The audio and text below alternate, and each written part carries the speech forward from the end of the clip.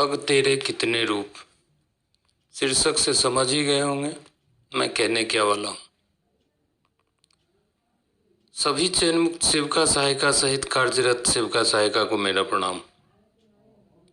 अभी एक चयन मुक्त सेविका सहायिका के नाम एक अपील पत्र देखने और पढ़ने को मिला। जब मैं उस पत्र को पढ़ा तो ऐसा लगा जैसे ये लोग मन ही मन ठान लिए हैं कि सेविका सहायिका को जब तक पूरी तरह से बर्बाद नहीं कर देंगे तब तक चैन से नहीं बैठेंगे। ये बात मुझे इसलिए लगा कि जो लोग कल तक एटक के लिए सब कुछ थे वही आज एटक से अलग एक्टू नाम से नया संगठन खड़ा किया, जबकि अभी भी उनका नाता एटक से है ही। ये बात मैं रंजना जी के बारे में बताने जा रहा हूँ। रंजना जी का एटक से अलग होने का कोई भी लेटर अभी तक हम लोगों ने नहीं देखा है।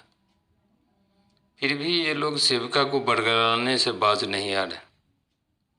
उन्हीं में से कुछ नेताओं को साथ लेकर, जिनके साथ और सानिध्य में रहकर सेविका का ये हाल हुआ, उन्हीं में से कुछ सरकार के नेता और रंजना जी के द्वारा अलग संगठन बनाया गया जिसका नाम एक्टू दिया गया है।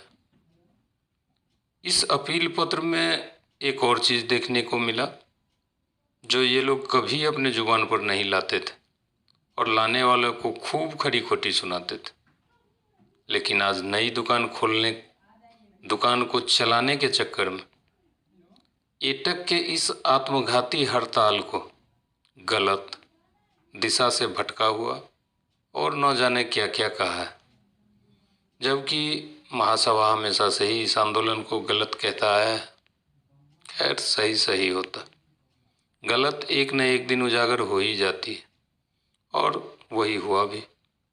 मैं रंजना जी से पूछना चाहता हूँ कि क्या आपका एटक से अब कोई संबंध नहीं है, या गीता दीदी की तरह ही एटक में रहते हुए अलग संगठन खड़ी कर रही हैं? मैं तो बस जानकारी के लिए बता दूं कि सभी सेविका आप लोगों को अच्छी तरह से पहचान लिया है। चाहे जितना चेहरा बदलने का प्रयास कर लीजिए, सेविका अब आप लोगों के झांसे और बहकावे में आने वाली नहीं है। साथ ही कल तक महासभा को कोई भाव न देने वाली आज अल्पकालिक और पूर्णकालिक के नाम पर लुभाने का जो प्रयास किया जा रहा है, महासभा आज 3 महीने से इस लड़ाई में बहुत आगे जा चुकी है। इसलिए किसी संगठन के कार्य योजना को चोरी करने का जो प्रयास आप लोगों के द्वारा किया जा रहा है उसको भी सभी सेविका जान चुकी है। आप लोग एक बात अच्छी तरह से समझ जाइए कि अब आप लोगों की कोई भी दुकानदारी नहीं चलेगी। सभी सेविका को एक साथ लेकर एक निश्चित कार्य योजना के साथ आगे बढ़ चुकी है महासभा, और धीरे धीरे ही सही, लेकिन अब सभी सेविका को दिखने भी लगा है कि सेविका का हित अगर कोई सोच सकता है तो वो है अपना सेविका परिवार महासभा। इसलिए आप दुकानदार लोगों को फ्री में एक सलाह देना चाहता हूँ कि आप लोग अगर अपनी मान सम्मान बचाना चाहते हैं तो सभी लोग सेविका से माफ़ी मांगकर घर बैठ जाइए। महासभा सबका भला करने हेतु कदम बढ़ा दिया है। जय महासभा, तय महासभा।